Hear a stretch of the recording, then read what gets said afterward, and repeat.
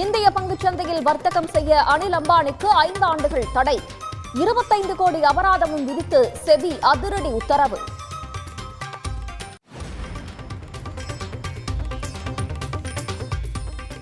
தஞ்சை இளம்பெண் கூட்டு பாலியல் வன்கொடுமையில் தொடர்புடைய 6 பேர் செல்லும் சிசிடிவி காட்சி. 4 பேர் கைது செய்யப்பட்ட நிலையில் தலைமறைவாக உள்ள 2வரை தேடும் போலீசார்.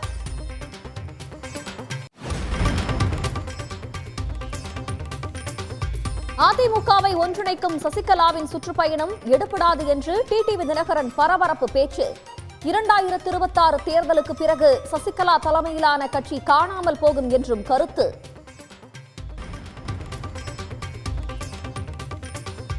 திருப்பதி ஏழுமலையான் கோயிலில் 25 கிலோ நகை அணிந்தபடி மூவர் தரிசனம்.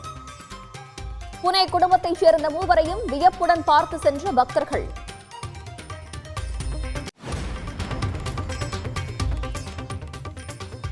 ஒகேனக்கல் காவிரி ஆற்றில் 37 நாட்களுக்கு பிறகு குளிக்க அனுமதி. பரிசலில் பயணித்தும் அருவிகளில் குளித்தும் சுற்றுலா பயணிகள் உற்சாகம்.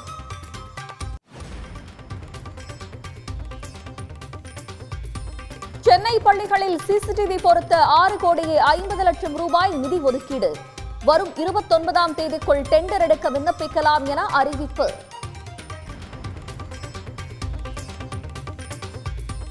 ஒசூர் அருகே குடியிருப்பு பகுதிக்குள் புகுந்து வீட்டின் சுற்றுச்சுவரை யானை உடைத்ததால் பரபரப்பு.